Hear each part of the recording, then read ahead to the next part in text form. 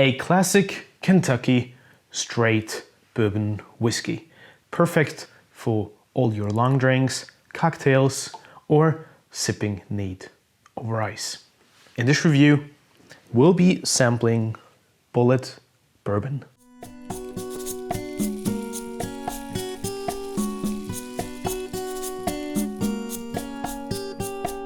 Hello and welcome to another spirits review, another whiskey review here at Bespoke Unit. My name is Reinhard and today we will be drinking Bulleit Bourbon Frontier Whiskey from Kentucky. As always, for this review, we are using the Bespoke Unit Liquor Formula, which is a quantifiable review matrix that you can use for your own tasting purposes, and you can jump right underneath the video to the filled out liquor formula that will give you the score and all the details of the entire review.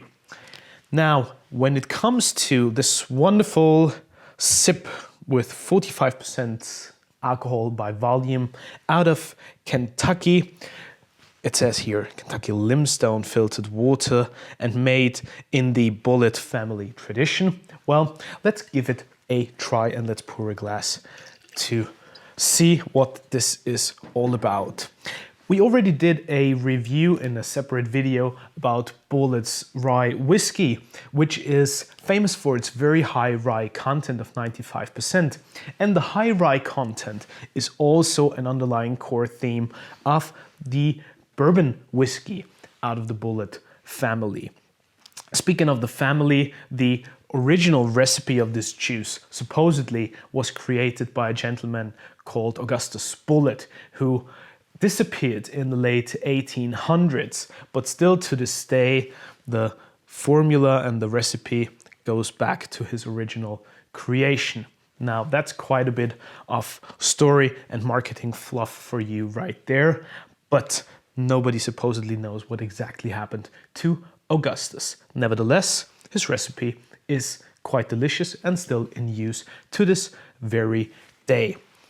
What it looks and smells like is what we're going to be discovering over the next couple of minutes. So when we look at it, it's a lovely golden brown, very shiny and shimmering without any haziness or cloudiness whatsoever. Thick and oily in terms of viscosity. The legs are prominent and running down in a rather slow fashion, quite close to each other actually. So it almost looks like pearls alongside the glass here.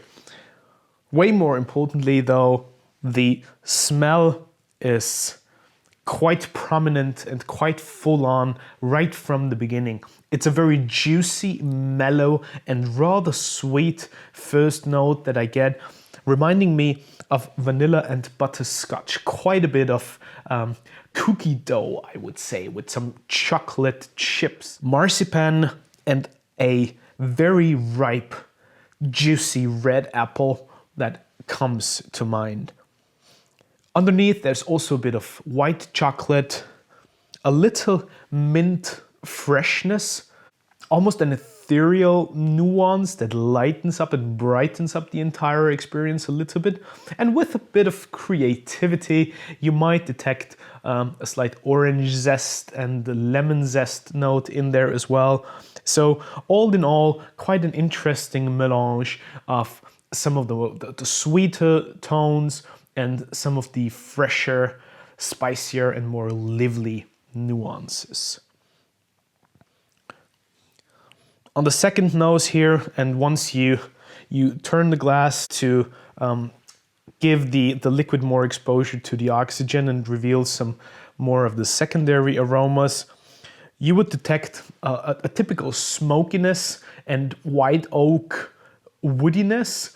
But for me, it's less of a fresh wood, more of a charred wood, more like a roasted and heavily charred characteristic actually. So quite a bit of that, and it adds an extra layer of maturity. It adds an extra layer of complexity to the overall nose, taking you from that sweet, mellow, juicy, fruity beginning to a more maturation, umami, smoky sensation that just sort of ties it all together and finishes off that beautiful nose. Let's take a sip. The high rye content is not only detectable in the nose, but it's also very prominent on the palate. Right from the beginning, yes, there is sweetness, and yes, you get some of the typical charred oak aromas and flavors that you would expect from a Kentucky Straight Bourbon Whiskey. But there is this distinct rye, sourdough bread spice. It's a prickly sensation that makes the overall flavor profile so much more complex and nuanced. So the sweetness is counterbalanced by a little spice and pepper in the back, and also prolonged in the finish by that bitter quality where the rye comes together with the charred oak, and some of the mint that I detected in the nose also comes back at the very end of the palate and the finish. Lively, dynamic, sweet, sour, bitter, spicy. Good balance. It's not overly long, it's not overly complex, more in the medium range, I would say. But this bourbon whiskey is actually intended for bartenders. It's made to be drank with ginger ale poured over ice, stirred into an old-fashioned or a Manhattan. And another amazing cocktail that you could make with it is a mint julep for Derby time, actually. So it is definitely a versatile spirit that you could use and enjoy in many different ways, and in particular for all your favorite cocktails and long drinks. One of my personal favorites, a horse's neck kind of drink, where you pour the bourbon over ice, a couple of dashes of Angostura bitters, top it off with ginger ale, and probably add an orange zest. That's all you need. When it comes to pairing recommendations, I'm a huge fan of some chocolate chip cookies alongside this bourbon whiskey. Everything that has a slight minty freshness could go beautifully well with the spirit as well, whether it's an ice cream or a dessert that has a citrusy, minty aroma and flavor. Or pick your favorite cigar. For me, I went with the HVC Hot Cake. I love that cigar by HVC and Renier Lorenzo. And the cigar has a lovely sweetness that's also counterbalanced by some spiciness, liveliness, and a bitter finish. So it sort of resembles the qualities of the Bulleit bourbon and the palate sensation that I got from sampling and tasting this. In terms of value for money, it's definitely an everyday treat. You could have it in your regular spirits rotation and in your everyday back bar to use for your cocktails and long drinks. It's not a super fancy packaging. I like the continued story of Bulleit using this sort of hip flask bottle style with the embossing on top here. So actually, if you look at the rye whiskey that is just behind me, it shares the same bottle design, just the color of the label down here is different.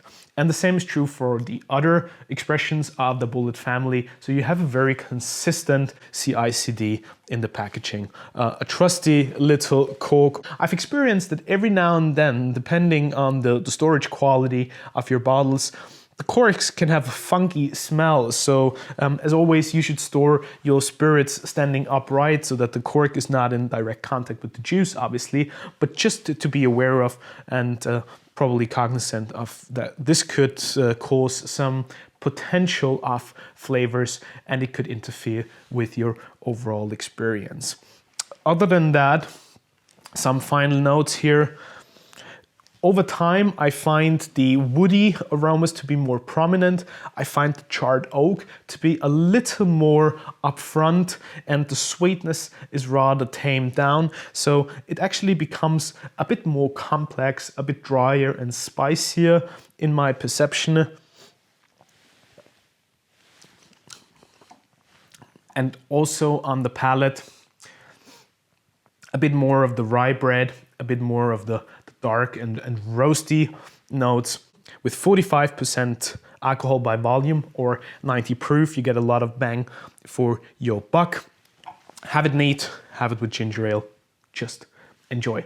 Check out all our other bourbon whiskey guides, bourbon whiskey cocktail recommendations, and the best bourbons to enjoy overall on our Bespoke Unit website. We have plenty of other spirits content there, as well as cigar reviews.